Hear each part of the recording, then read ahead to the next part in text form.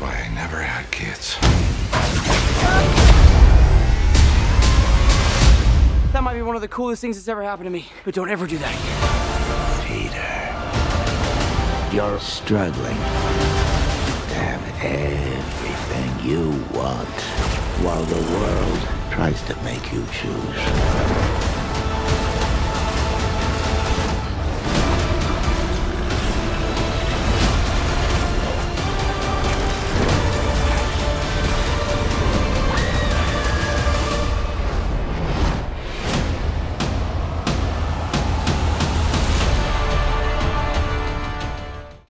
Welcome back, everyone. This will be my full Spider-Man No Way Home trailer breakdown. There's a couple new alternate versions of the trailer with some new scenes that also work into this as well, like the new clip at the beginning of this with Spider-Man versus Doctor Strange. There's also a lot of questions that you've asked me about alternate versions of Green Goblin and just weird scenes in general that didn't totally make sense, so I'll explain everything. If you're brand new to the channel, be sure to subscribe to get all the videos.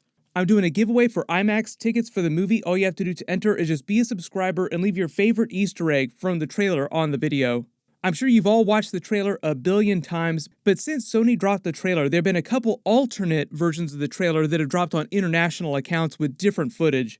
The first one having that alternate footage of Doctor Strange just reeling Spider-Man in after he first tries to steal away with the box and get away so he can save the Sinister Six villains and they don't have to go back to their universes and die. Their whole conflict in that part of the movie is basically Spider-Man not wanting to send them back to their deaths. Last night, Sony did a big event for the movie and they did a big trailer premiere inside an actual movie theater. Tom Holland showed up and started talking about other parts of the movie as well, too. One of the things he said about his version of Peter Parker during the movie makes a little more sense when you consider why Spider-Man is fighting Doctor Strange for this mystery box to try and save the Sinister Six.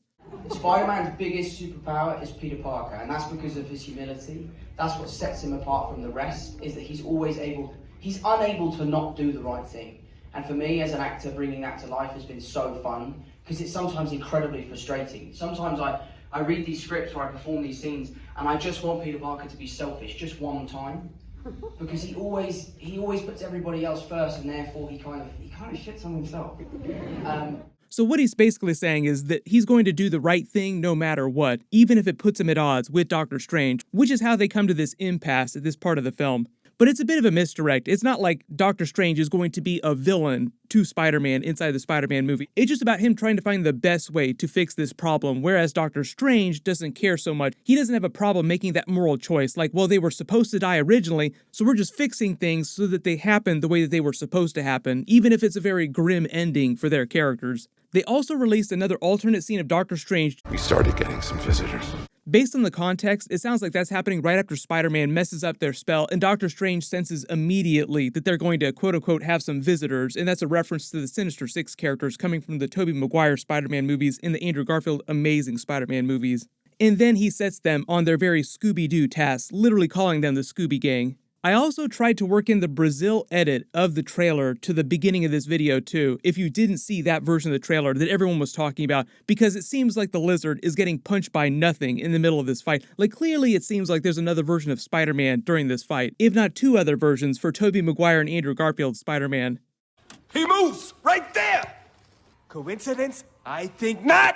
Like, did Tom Holland's MCU Spider-Man just develop air powers? How is he doing this to the Lizard if there's not another version of Spider-Man just hidden in this frame somewhere? The funny thing too is that it's only this one alternate Brazil version of the trailer on their Twitter account. If you go to their YouTube account, it's playing the exact same version of the trailer that's on all the other main accounts. Jamie Foxx also just posted this on his Instagram and it said chasing spiders, as in multiple spiders, so I'm sure he's about to get a phone call from Kevin Feige.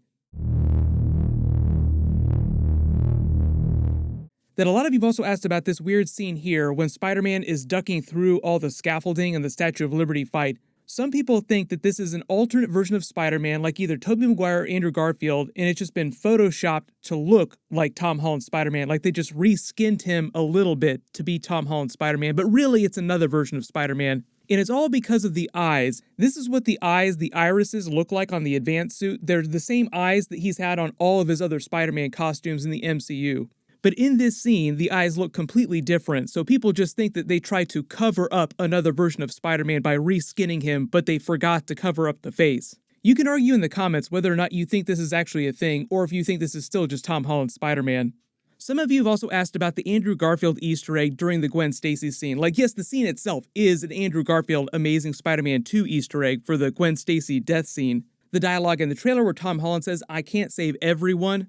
When he reaches for her, you notice that his glove looks blue and red. A lot of people were wondering if that's Andrew Garfield's glove, because his costume in the Amazing Spider-Man movies had red and blue gloves. But here's the thing, during this big Statue of Liberty fight, he's wearing the integrated suit, which is like a new upgraded version of the Iron Spider suit. That suit has blue and red gloves, kind of like the Amazing Spider-Man version of the suit. So when he's reaching for her with his hand here, this is still Tom Holland's MCU Spider-Man. The theory was that if there was going to be some big twist here, maybe it winds up being Andrew Garfield's Spider-Man who does save her, sort of redeeming himself for not being able to save Gwen Stacy during the Amazing Spider-Man 2.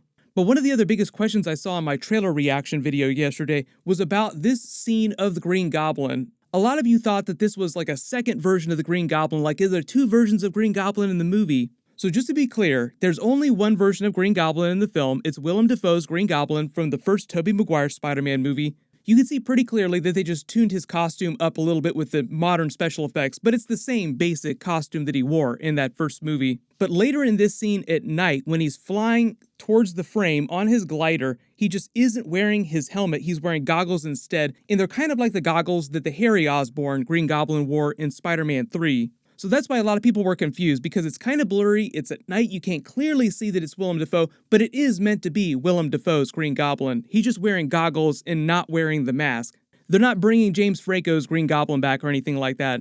And it's not meant to be an Easter egg for Ned Leeds' Hobgoblin, because in the comics, Ned Leeds became Hobgoblin. So a lot of people have been wondering through this trilogy if we're going to see some Easter eggs for that.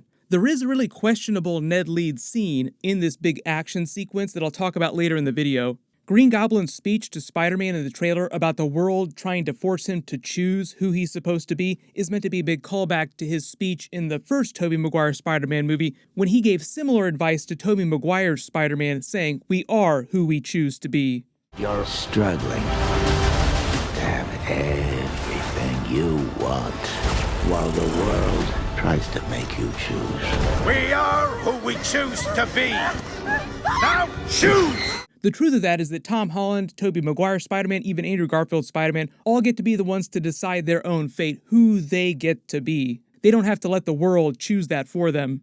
The other Ned Leeds scene that I was referring to was during the big Gwen Stacy scene, when they're making the big reference to the Amazing Spider-Man 2 and her death. MJ falls off the Statue of Liberty because you can see it in the background. They're on the scaffolding here. Ned Leeds is still wearing his Letterman jacket from Midtown High, and he's up there with her, reaching for her as she falls. So a lot of people are just wondering now, is Ned Leeds going to be the one that dies during the film? Like, will there be a big death amongst his friends? It's always possible. I don't think that they're going to kill MJ. Like I said, big Andrew Garfield theory there. Like, either Tom Holland's Spider-Man will wind up saving her, or Andrew Garfield's Spider-Man will wind up saving her. So she's safe. She's wearing some plot armor. Ned Leeds, however, does not get the same kind of plot armor. But that doesn't mean they're going to kill him off or turn him into Hobgoblin. Like, I would be blown away, super surprised, if we saw future Ned Leeds Hobgoblin. I just don't think that that's going to happen.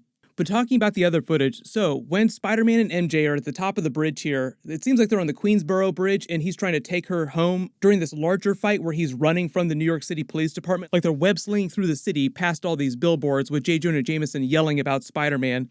Then while they're trying to escape the police, he takes her into the subway tunnels and they almost get hit by the subway train. Like, can you duck the subway train? Yes, but can you also do it while you're carrying MJ with you? Yes, it is a big reference to Tobey Maguire in the subway fight scene with Dr. Octopus during Spider-Man 2, but there were also a couple of similar scenes during the Andrew Garfield Amazing Spider-Man movies. It's just that subway cars are such a big part of the New York City landscape, they always feel compelled to have some sort of action scene involving a train in all Spider-Man movies.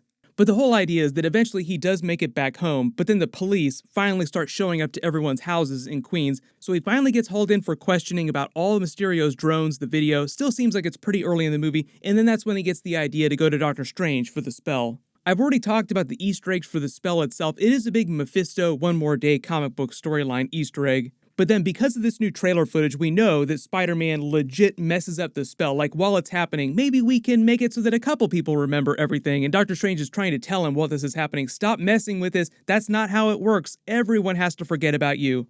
pretty much anyone who's had any kind of experience with him while he's been Spider-Man. And because he messes with it, that's what causes the other Sinister Six villains to start showing up. But the new scene of Doctor Strange after this reacting to everything getting messed up makes it sound like things from every universe are going to start crossing over eventually. Like, it will start with the Sinister Six villains, but then at the end of the trailer with that tag scene where you see like the purple tears in the sky, like the fabric of reality is just breaking down around them, and he says, "I can't stop it, they're coming." Because Captain America's shield is not on the Statue of Liberty here, there's just all this rubble around it. It seems like it's happening after their big final boss fight with the Sinister Six characters, and this is at the very end of the film. And it seems like what they're implying is that it just starts with the Sinister Six characters coming from alternate universes, but then really, really terrible things like Dormammu-level villains start to make their way into the MCU. And that's sort of the WTF cliffhanger teaser that leads into Doctor Strange 2 Multiverse of Madness, because that's going to be the next Marvel movie right after Spider-Man No Way Home. It would not be a Spider-Man movie if he, one, did not cause all the problems that he winds up having to solve because he messes the spell up, but also, two, in trying to fix everything, he causes larger problems that lead to even bigger consequences in future Marvel movies. But the Marvel movies have been doing that for a long time now. Like, the Avengers fix one problem, but in doing so, cause an even bigger problem. Like, at the end of the first Avengers movie, they defeat Loki, the Chitauri army, and that leads to Thanos saying, "Fine, I'll do it myself," and he comes to Earth himself and just wrecks them all. There's already so many things going on in this movie, I'm not expecting a ton of Scarlet Witch Doctor Strange 2 stuff, but I do think that we will see a Venom Let There Be Carnage post-credit scene, just to address what happened in the Venom Let There Be Carnage post-credit scene. Like, oh, you thought that you dealt with all the problems that had bled into this universe. Nope, there's one more problem to fix in a future film. I've already talked about the Dr. Octopus Green Goblin bridge fight early in the film when he's fighting both of them at the same time. Why Dr. Octopus is all confused, seeing that he's not the Tobey Maguire Spider-Man. Like, wait a minute, you're not the Spider-Man that I know. Here's the thing with Dr. Octopus, though. Him taking the Iron Spider nanites is a cool callback to the first Iron Man film. Originally, Kevin Feige wanted to make Iron Man the person who created Dr. Octopus's arms, and they were going to use that as a sort of retcon kind of Easter egg in the first Iron Man film, because that first Iron Man movie came out right after Spider-Man 3, so Tobey Maguire was still Spider-Man, and he wanted to connect the brand new MCU as it was developing to the Tobey Maguire Spider-Man movies. Sony said no dice because they were in the process of rebooting things to the Amazing Spider-Man Andrew Garfield franchise. But originally, what probably would have happened in that first Iron Man film is they would have just had a reference or an Easter egg in the background to Dr. Octopus, like his arms are Stark Tech, and that would have been it. Like, you wouldn't have seen Alfred Molina starring in Iron Man 1 because he would have been dead at that point in the timeline. But at some point, he's able to capture him, and they get him in this prison cell in the basement of the Sanctum. You notice, though, the way they're dressed, and they have Ned Leeds' laptop there, so they've already gone into full Scooby mode. So it's after Doctor Strange gives them the Scooby-Doo business. Zoom in and enhance on his laptop there, he has the "this is fine" meme too, like everything's on fire, but this is fine, which is just commentary on the plot of the movie, like things are completely on fire around them. All of reality is starting to crumble, and universes are starting to bleed over into each other. But this is totally fine, everything is fine. There's a couple scenes later in the trailer that make it seem, though, like Dr. Octopus winds up helping Spider-Man and Doctor Strange, like if he has a similar arc that continues on from the end of Spider-Man 2, because at the end of that movie, he becomes good again, like he gains control of his mind from his arms and helps save the city by pulling his reactor down into the East River. So one, it seems like he's giving some counsel to Spider-Man here, explaining why the other Sinister Six villains will die if they go home. That's why he says, you're going to be chasing ghosts. But also, you notice later in the trailer, it seems like Dr. Octopus is getting blasted by Electro through this building here, and Dr. Octopus does not show up anywhere in this Statue of Liberty fight scene. So what happens to him? Why isn't he here? Does he die earlier in the movie, or does something happen to him? Does he try to help Spider-Man and the other Sinister Six villains try to take him out? You can post all your theories in the comments below, but it just sounds like they're giving him a similar arc as he had during Spider-Man 2, like he'll be fighting Spider-Man for part of the movie and helping him for the other part of the film. And speaking of Sinister Six villains, I know I talked about the Phantom Andrew Garfield Amazing Spider-Man scene here with the lizard. But during one of these scenes here, you notice a big comic book Easter egg for Electro. So he actually develops this electric halo around his head that looks like the star from his costume in the comics. His actual physical costume, too, kind of resembles the Spider-Man PS4 Electro costume. It's just like a harness that version wore. But this is all just a really cool way to make him a little bit more comic book accurate. Give him that weird-looking star shape around his head. The other big Easter egg that a lot of you noticed in the trailer was the scene of Aunt May. She's running, but she's holding this green canister that seems very similar to the green Oscorp canisters of the Goblin Serum from the Tobey Maguire Spider-Man movies. There's not a lot of other context for what's happening during this scene here. It just seems like this is Green Goblin related. And for those of you that are asking about the ending of the Eternals movie with the giant stone celestial that's now just jutting out from the Indian Ocean, like a giant chunk of the earth is now covered in stone celestial, I'm not expecting them to reference that a ton during this movie. But I do believe that Spider-Man No Way Home is supposed to take place right after the end of the Eternals movie. There's a couple other minor Easter eggs that I talked about during my trailer reaction video yesterday, so I'll link that at the end of this just so I don't have to repeat myself in this video. But if you did spot any other Easter eggs from the trailer that I didn't talk about in the video, just write them below in the comments. There's a couple more Spider-Man videos that I'm working on, so I'll post those in the next couple of days. My full Hawkeye episodes will start posting next week too. That's right, Hawkeye starts next week, so make sure you enable alerts for my channel so you don't miss those episodes. Congratulations, Juan Andres Molina, you're the giveaway winner from my last big Spider-Man video. Please email me on the About page of my channel so I can get your contact details. Everyone click here to rewatch the Spider-Man No Way Home trailer a billion more times. And click here for my brand new Moon Knight trailer video. Thank you so much for watching, everyone stay safe, and I'll see you guys in the next one.